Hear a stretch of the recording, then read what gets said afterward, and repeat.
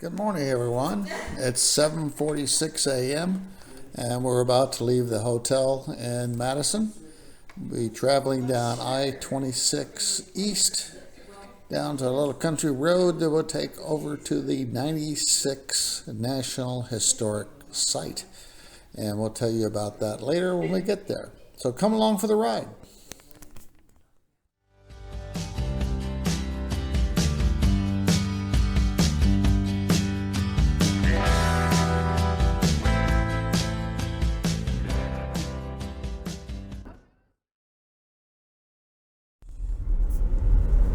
Well, this fog is not what we expected.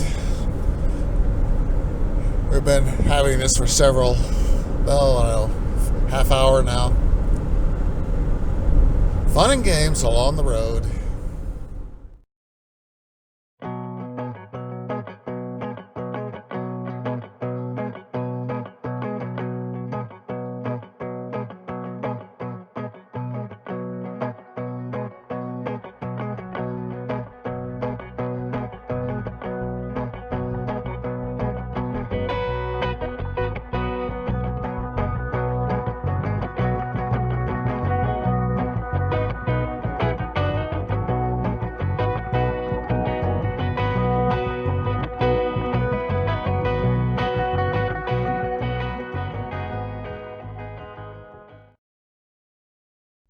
Well, welcome to South Carolina, everybody. The fog lifted. Yay!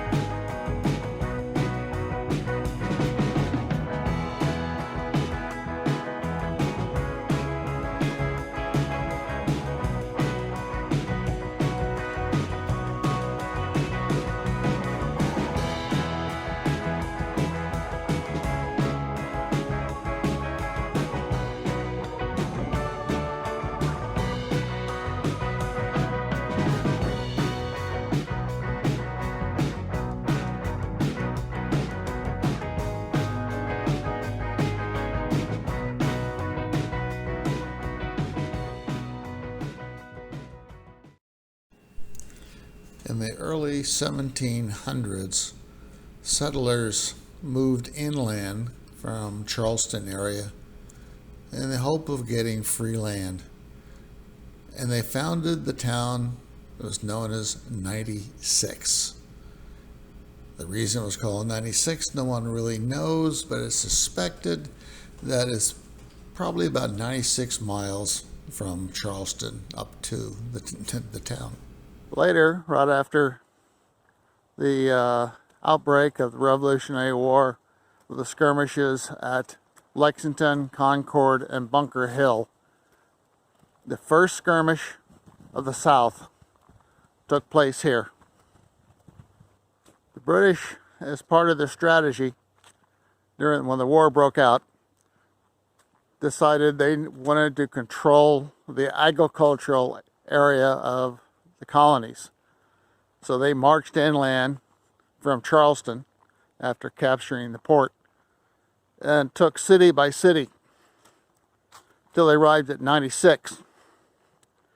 They fortified the town and ended up building a earthen fortification. What you're about to see is called Island Ford Road. It was one of the roads that came into 96. 96 was built on a crossroad. And look at this, the road is still here. In May of 1781, Nathaniel Greene led a group of 1,000 Continental soldiers up this path. In the distance, you see a small rise, which is what's left of the earthen fort. Along this line, the Continental Army dug a ditch.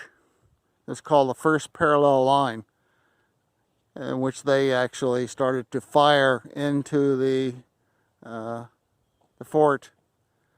And as the battle grew on for 28 days, they kept building trenches closer and closer. I hope you can see this. You can see the outline of the trenches that the Army built, again getting closer and closer to the fort.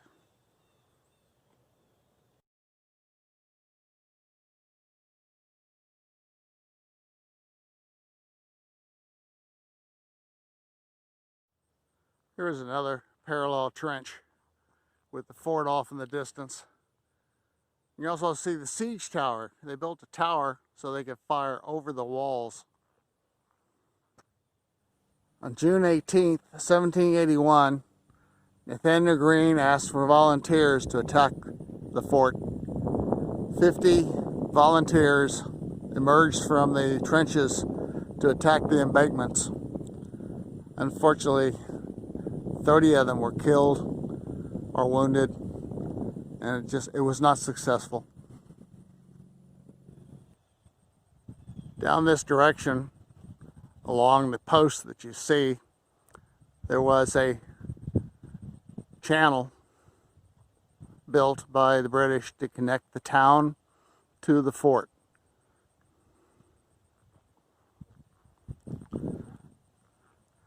And this was the entrance to the fort.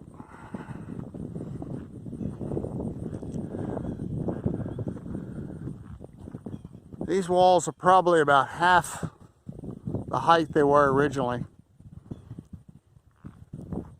Here's a picture to show you what it was like.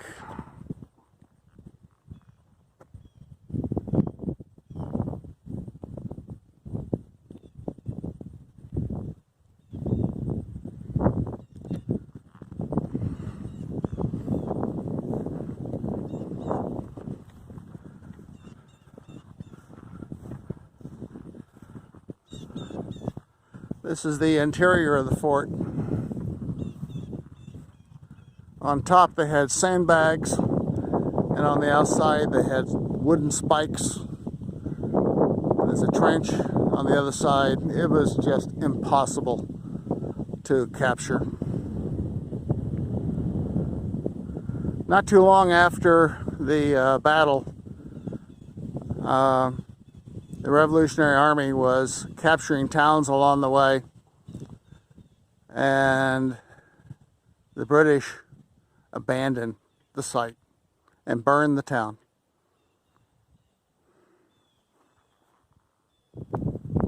This is the town site on the other side of the road. You can see there's nothing left. When the British decided to abandon the town, they were ordered to burn it.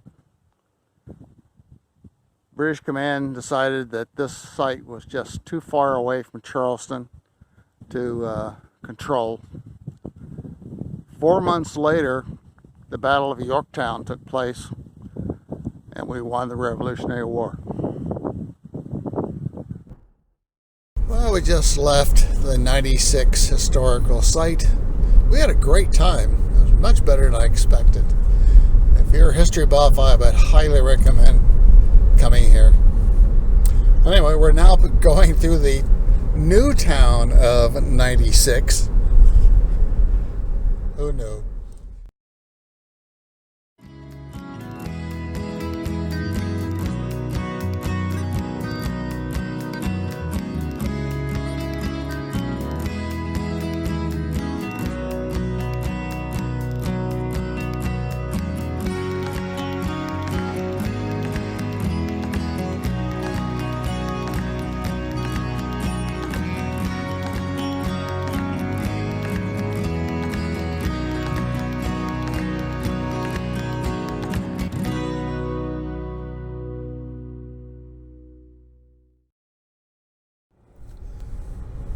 Well, we're about ready to join up on the interstate. Our rural drive is over. It was a crazy road today, very bumpy, narrow. Anyway, well, thank you for riding with us today. We're going to be at Kathy's in about 2 hours. That's going to be all interstate, so we'll save you the journey on the interstate. Thanks for coming with us today, and we'll see you tomorrow.